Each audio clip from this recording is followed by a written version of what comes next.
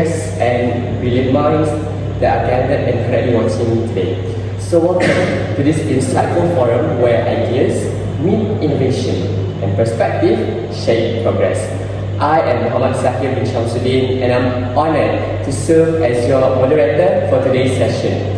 It is my great pleasure to introduce our esteemed panelists, which individuals whose expertise, experience, and that such intellectual depth will guide us through a meaningful and such a thoughtful, provoking discussion.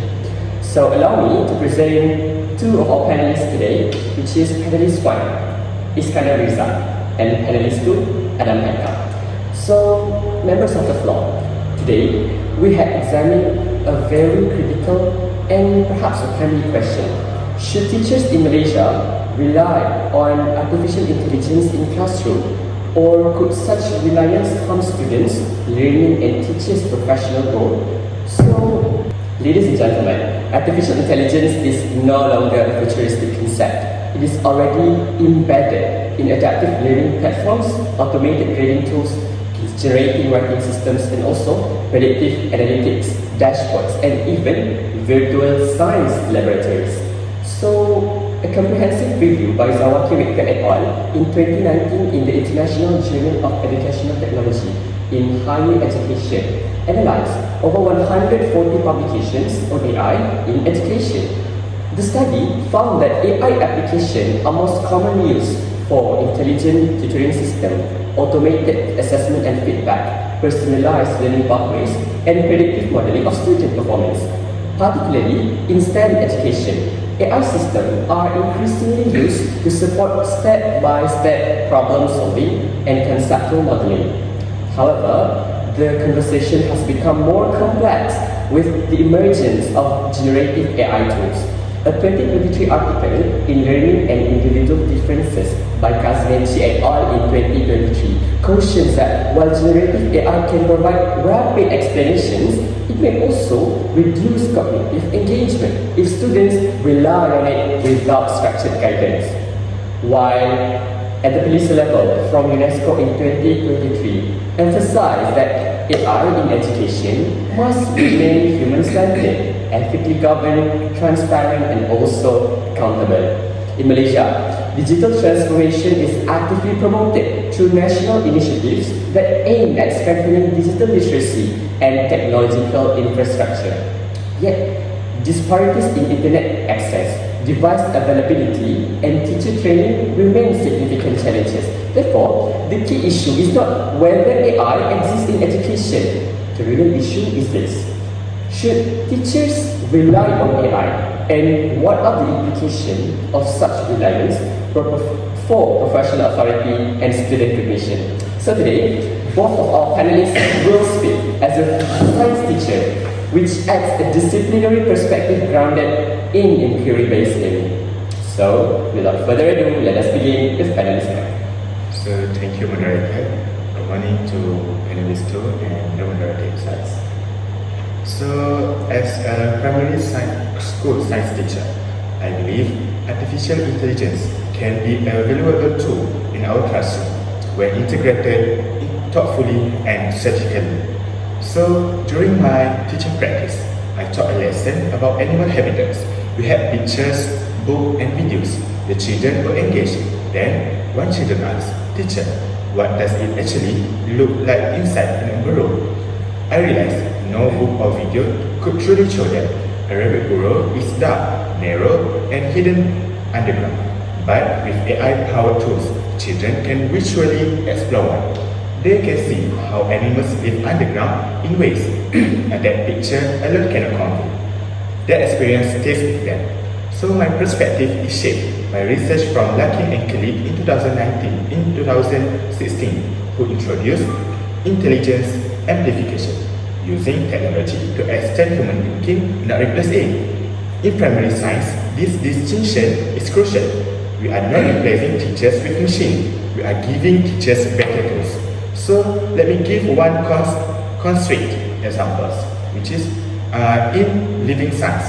Children plant seed and observe growth daily, but germination and root development take weeks. AI-powered time-lapse simulations show this process in seconds, helping children connect daily observation to the complete cycle.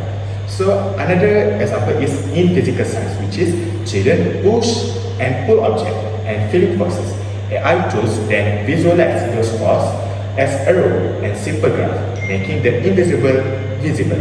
So the child who felt the push can now see one object move. And in earth science, children track daily rainfall with simple chart. AI models help them compare their data with broader patterns, introducing prediction and pattern recognition.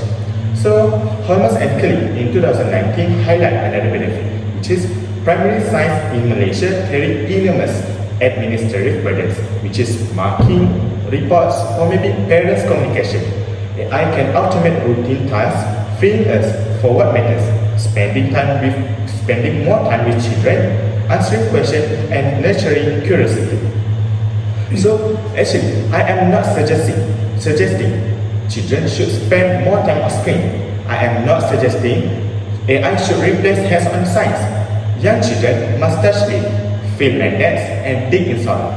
These experiences are the foundation of scientific understanding. AI, used wisely, enrich this experience. It is an addition to our toolkit, not a replacement. So I think that's all from me for now. Thank you. Well, thank you so much for that wonderful insight.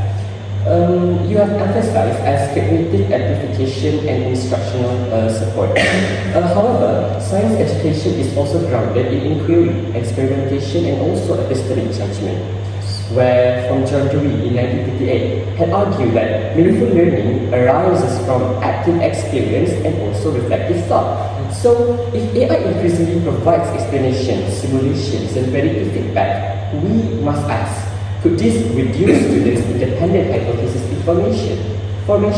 Could students become passive recipients rather than active investigators? Well, could teachers gradually defer professional judgment to algorithmic systems? So, to explore these concerns more critically, I will invite panelists. Thank you. I want to please appoint our moderator and our fellow panelists. So, if I may, I would like to share my perspective as someone who preparing to be a science teacher. Now, I must admit, I am cautious about excessive reliance on AI in the classroom especially. So, science learning is not just about arriving at the correct answer quickly. It is about the process of discovery. Students must hypothesize, design experiments, analyze mistakes, and refine their understanding. So that struggle is what builds resilience and genuine scientific thinking. So moderator, I think you would agree with me that those aha moments often come only after grappling with uncertainty, not from instant solution. Yes, indeed. So Kasnechi et al. In 2023 has already warned us that generative AI tools, while powerful, may unintentionally encourage students to outsource cognitive efforts. So imagine students who, instead of wrestling with, say, tough chemistry problem, would simply ask AI for the solution. So yes, they would get an answer, but they miss the deeper engagement. It's like skipping the workout and expecting that muscle will grow by just watching a fitness video. It doesn't work that way. So it already reminds us that learning happens when students are challenged just beyond their current ability with scaffolding. So if AI removes that challenge, we risk collapsing the zone entirely. And also, this isn't just about students. Selwyn in 2019 has already argued that educational technologies can subtly reshape authority structures. If teachers rely too heavily on AI-generated feedback, our professional judgment risks being overshadowed by algorithm recommendation. Teaching is not only just about delivering information, it is about interpreting contextually and guiding students with a human insight. So, like the panelist one already mentioned earlier, that AI should support conceptual understanding. We should not replace it, and I think that was exactly the point. If we let that algorithm dominate it, we risk losing the human dimension of teaching. Well then, of course, there are ethical concerns. Like UNESCO in 2023 have already highlighted that risks such as bias, opacity, and lack of accountability in AI systems. So we'll say in science education, this is particularly worrying because science is built on evidence evaluation, questioning source, testing claims, and scrutinizing data. So if students are exposed to AI output without being taught to question them, we're afraid that we will undermine the very foundation of scientific literacy itself. And let's not forget about Malaysian context.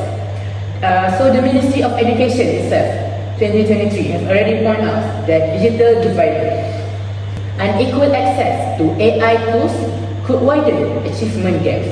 So let's just say, students in urban schools with a better infrastructure may benefit, while those in rural areas could be left behind. That's not just a technological issue, it's a matter of equity and justice. So this has a long warned that technologies without equity depends inequality. And I think that warning is very relevant here. So imagine two classrooms. One we say in Kuala Lumpur with a high-speed internet and maybe an AI lab, while another in rural Terengganu where students share a single outdated computer. That's a very different opportunity start. And frankly, it's very unfair, you might say. So to summarize this, yes, I think AI has a really big potential, but by just reliance must be conscious, deliberate, and critically monitored. So I think that's it from me just now. Back to you, Marit. Well said. Thank you, panelists too. So, dear delegates, we now see an important tension. Panelist 1 views AI as a scaffold for understanding. Panelist 2 warns about cognitive displacement and also professional erosion. So, I would like to go back to panelist 1. How can artificial intelligence be integrated into science classrooms without undermining inquiry-based learning? The floor is yours. Thank you, moderator. So, the question goes to the heart of this discussion. Okay, first, panelist 2 is really right about inquiry-based learning. In primary science, children learn by asking questions, making predictions, and discovering answers themselves. The productive struggle is essential. If AI removes the struggle, we have failed. My central agreement is the issue is not AI itself. The issue is pedagogical design. A poorly designed textbooks can destroy inquiry learning. Poorly implemented AI can do the same. The tool is not the culprit. The teacher's strategy is. So here is how I will teach this topic. The first phase is I give one topic which is plant growth. So this is how I will teach this topic. The first phase is hands-on inquiry. Every child plants a seed. They water it, measure the growth, and record observation for weeks. They see the real change and ask the real question, which is, why is my plant smaller? This is authentic question. This is authentic science. The second phase is AI exploration. After their plants grow, we use an AI simulation showing what happened underground, which is root development and water absorption. Children cannot see these things in their real life. The simulation helps them understand what was happening beneath the soil. Next phase is phase 3, which is deeper inquiry. Children compare real observation with the simulation. They might ask new question, which is, my plant grew slower. Why? The simulation shows what grows, but my pot is small. Does that matter? AI doesn't end inquiry, it generates more inquiry.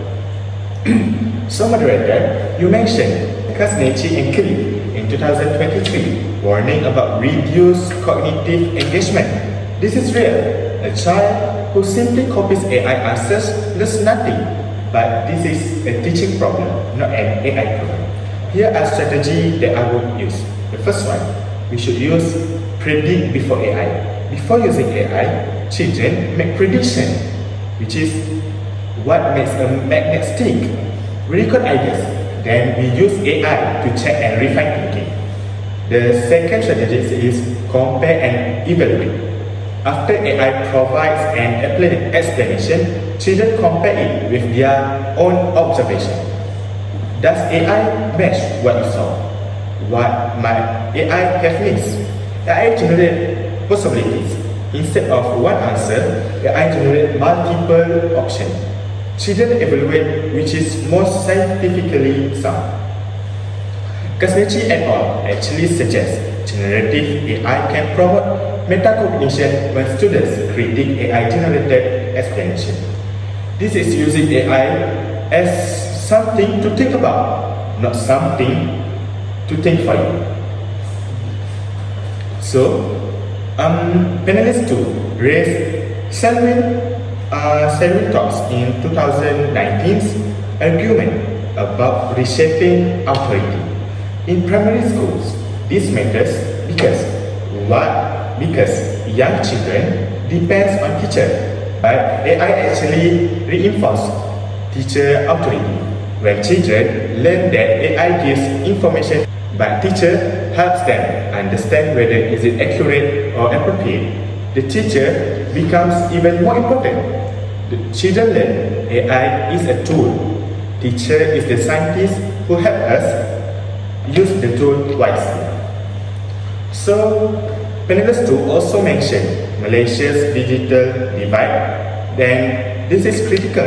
The Ministry of Education in 2023 acknowledged access disparities remain real. This is why I am not advocating AI-dependent teaching. AI is one tool among many, available when possible, and we never accept. Policy must ensure equitable access. So we return to the core point, which is AI integration undermines inquiry only when teachers abdicate responsibility. If we frame AI as an answer generator, we fail. If we frame AI as a tool for exploration and critical analysis, scientific thinking is centered.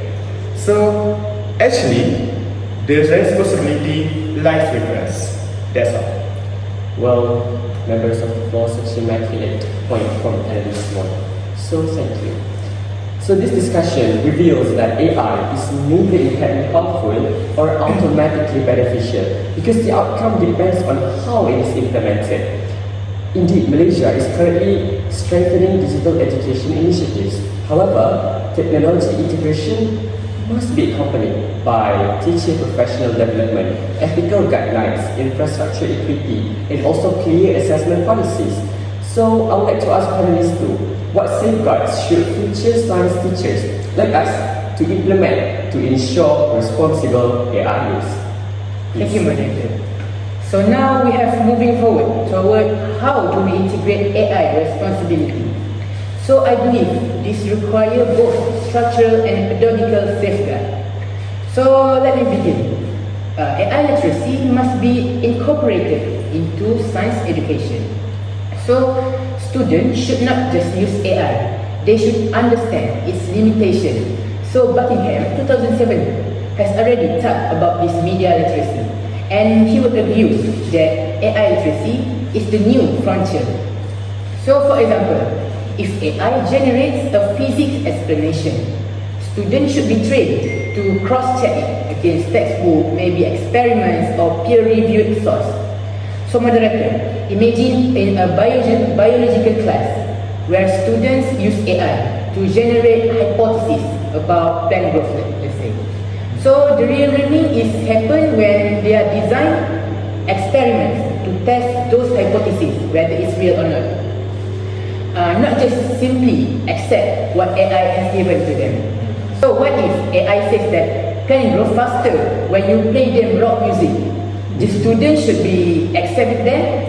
No, right? Students should be curious enough and maybe to test it. Maybe even have fun with it. Maybe testing a new genre, you know what I'm saying? So we move into another safeguard, which is a human oversight. So again, UNESCO in 2023 has already emphasized this, that an AI system must operate under human oversight. teacher must also remain the final decision maker, maybe in assessment and feedback. So Holmes et al. In 2019 argued that AI should augment teacher expertise, not redefine it. So I think you also would agree, moderator, that teaching is as much about empathy and maybe human touch, human connection as it is about content delivery. So if teachers themselves are not confident in questioning AI, how can they expect students to do so? So this is why continuous professional development for teachers is already essential. So again, like panelist one has already mentioned this earlier, and I would like to expand at his thought. So professional development should be included, not just technical training, but also ethical and pedagogical in dimensions. So also equally important, AI should supplement, not replace. Like for instance, laboratory-based inquiry.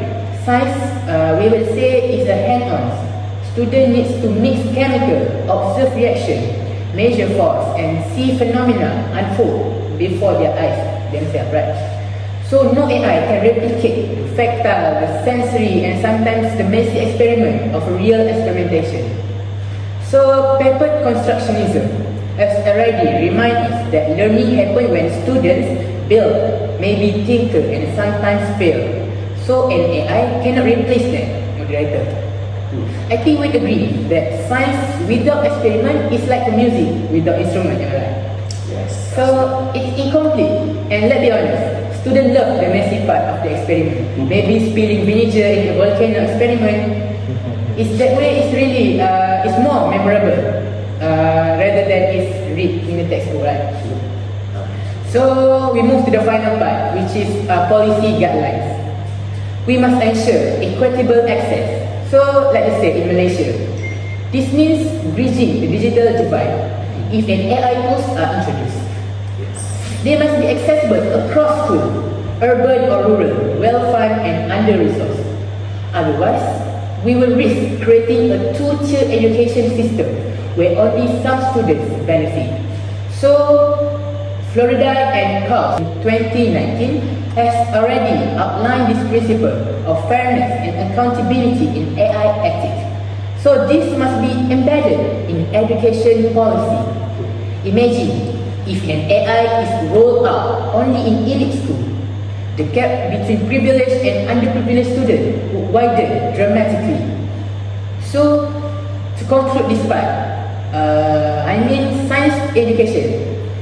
We must cultivate it with a critical thinkers, not only algorithm-dependent learners.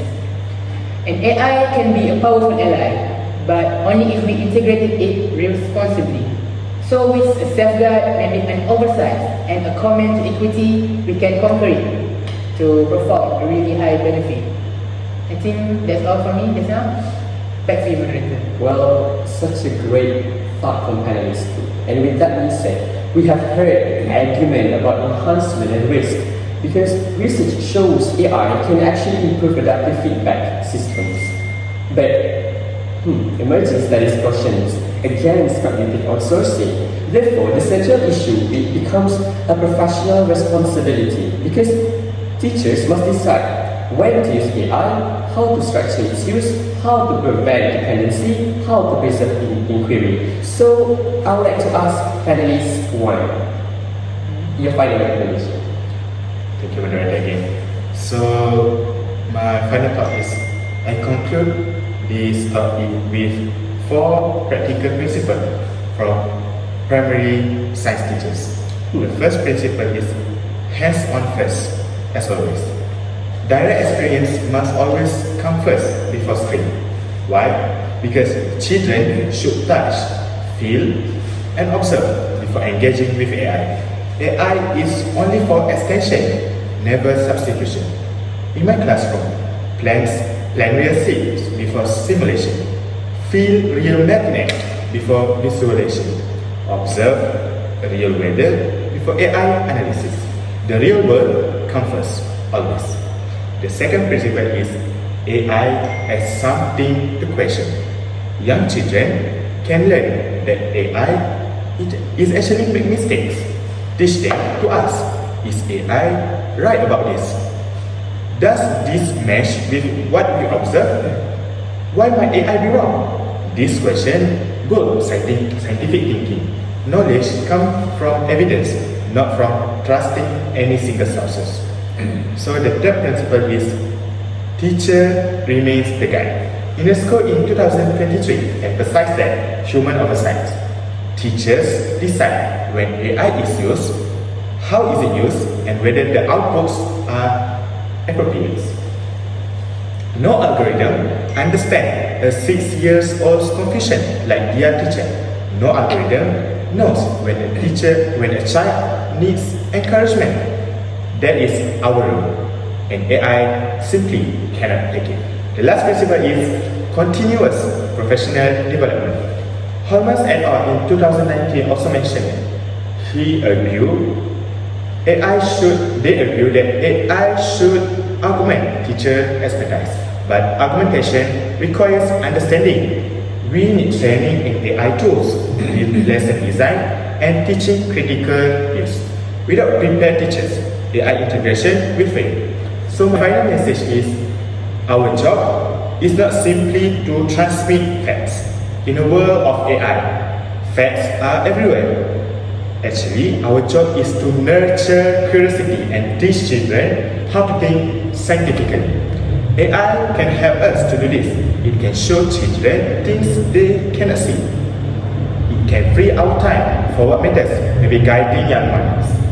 But AI can never replace the human connection between children and child. It can never replace the wonder when a child sees a seed sprout for the first time. Let us embrace AI strategically with our children's best interests at heart. Let's prepare Malaysian children not just to use AI, but to think beyond. So I think that's all from me. Thank you, moderator. Thank you, panelists too. That's all. Thank you. Well, panelists too, anything you want to share? So, my final perspective. Listening to panelist 1, I also will agree with all his thoughts. But I would like to frame my own final recommendation, slightly different from him. So, as for me, myself, the key lies in ensuring that AI strengthens inquiry rather than weaken it. So, let's just say, one important principle is to treat AI as a questioning partner. So, let's just say, in science, students are trained to integrate evidence, not simply accept it. If an AI provides an explanation of photosynthesis, let's say, for example, students should be guided to ask, is this consistent? Maybe what we observe in the lab. What we observe in the lab, does this align with a peer-reviewed source? So by treating AI as something to be challenged, I think we will reinforce the essence of scientific reasoning.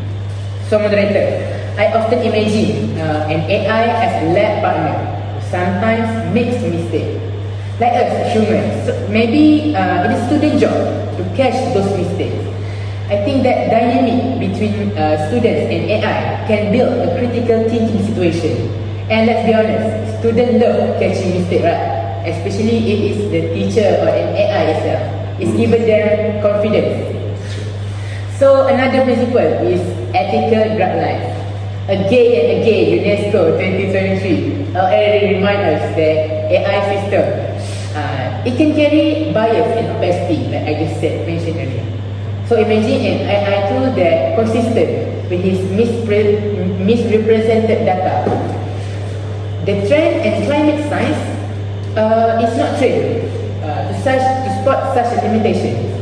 They may internalize a flawed conclusion. Teachers must model critical engagement, showing students how to identify bias, demanding it transparency, and maybe maintain accountability.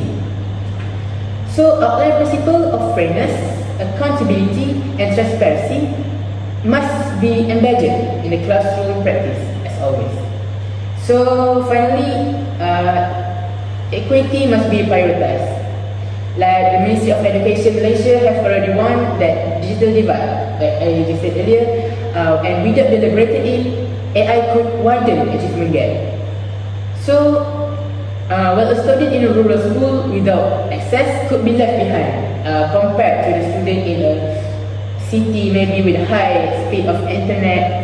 So that disparity is not just technological, it is an educational injustice.